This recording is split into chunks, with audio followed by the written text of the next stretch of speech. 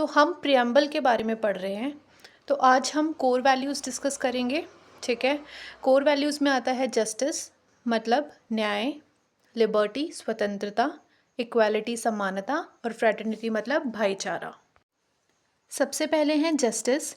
The preamble promises social, economic and political justice. This ensures that all citizens have equal opportunities, that there is fairness in economic matters, and that everyone is treated equally by the law. Justice का मतलब है कि हमारा संविधान सभी को ये promise करता है कि सबको सोशल, इकोनॉमिक और पॉलिटिकल जस्टिस मिले, और संविधान ये पावर भी देता है कि हर एक नागरिक के साथ कानून की नज़र में बराबरी का व्यवहार हो, जहाँ सबको एक जैसे मौके भी मिले। ठीक है। नेक्स्ट है liberty. The constitution guarantees the liberty of thoughts, expression, belief, faith, and worship. This means that every individual has the right to think or speak freely and to follow and practice any religion of their choice. अब liberty का मतलब क्या होता है? स्वतंत्रता। तो हर एक व्यक्ति को अपने सोचने, बोलने और धर्म को मानने का पूरा अधिकार है। ठीक है, इसको बोलते हैं लिबर्टी। थर्ड है equality. The preamble seeks to ensure equality of status and opportunity. It promises that all individual, regardless of their background, will be treated equally and have the same opportunities to succeed. Equality का मतलब होता है समानता। तो preamble जो है वो ये वादा करता है कि नागरिक को, हर एक नागरिक को बराबर का दर्जा और मौका भी मिले, चाहे वो किसी भी जाति या धर्म के हो। ये जाति और प्रथा के भेदभाव को ख़त्म करना चाहता है और सबको एक जैसा सम्मान देना चाहता है। ठीक है। फोर्थ है fraternity. The preamble promotes fraternity, which is the spirit of brotherhood among citizens. It seeks to protect the dignity of the individual and ensures the unity and integrity of the nation. This means building a sense of national unity while respecting diversity.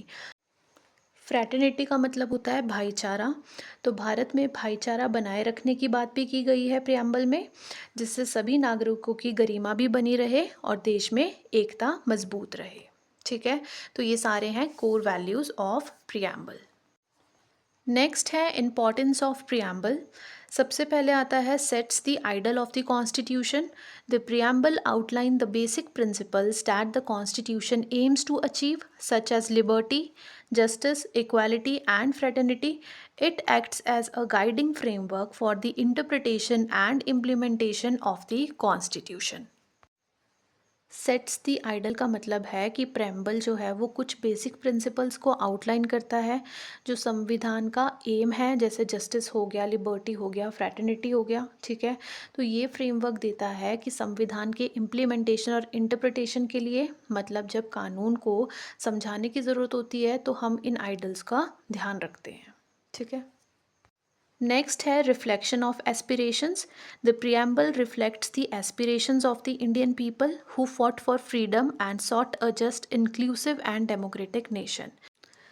इसका मतलब है कि preamble उन सपनों को reflect करता है जो भारत के लोगों ने आज़ादी की लड़ाई के दौरान देखे थे। तो प्रियम्बल चाहता है कि एक सामाजिक और राजनीतिक न्याय पर आधारित देश बने।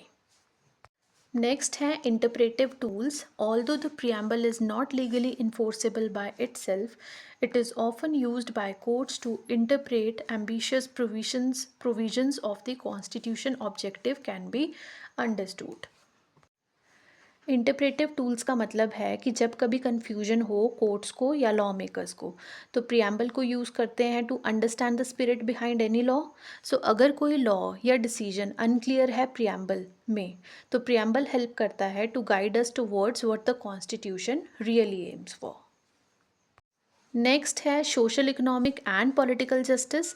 The mention of social, economic and political justice in the preamble highlights the Indian state's commitments to creating an inclusive society where all citizens, regardless to their background, have fair access to opportunities and resources.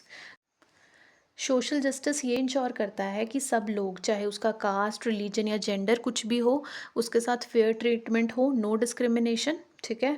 Economic justice, सब लोगों को equal opportunity मिलनी चाहिए to earn a living, चाहे वो rich हो या poor हो, ज़्यादा गैप नहीं होना चाहिए उन दोनों के बीच में। पॉलिटिकल जस्टिस ये इंश्योर करता है कि हर एक सिटीज़न को इक्वल वोटिंग राइट मिले और गवर्नेंस में पार्टिसिपेट करने का भी इक्वल चांस मिले। ठीक है। लास्ट है सेक्युलरिज्म एंड सोशलिज्म।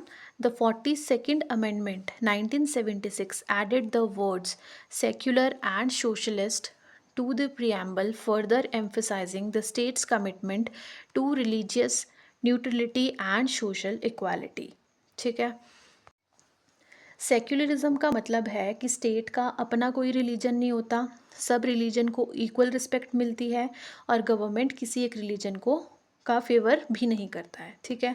सोशलिज्म का मतलब है कि वेल्थ और रिसोर्सेज को फेयर तरीके से डिस्ट्रीब्यूट किया जाए। गवर्नमेंट ये इंश्योर करती है कि रिच और पुअर के बीच इकोनॉमिक गैप कम हो और सब लोगों को बेसिक नीड्स जैसे फूड हो गया, शेल्टर हो गया, हेल्थ हो गया, वो सबका पूरा हो सके, सबको मिल सके। ठीक है।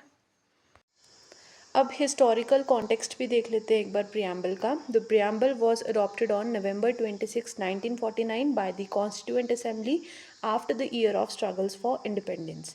The preamble is deeply rooted in the aspirations of the Indian freedom movement, which sought not just political freedom but also economic and social empowerment for all sections of society. तो historical context of the preamble is rooted in India's struggle for independence and the vision of the leaders who fought for it. ठीक है। तो British rule के time पे Indians को freedom नहीं थी और उनके राइट की रिस्पेक्ट भी नहीं होती थी। इसी वजह से preamble act as a guiding light for interpreting the provisions of the constitution and serves as a reflecting of the vision of framers to create a fair and inclusive society. ठीक है। तो ये है हिस्टोरिकल कॉन्टेक्स्ट ऑफ प्रियम्बल।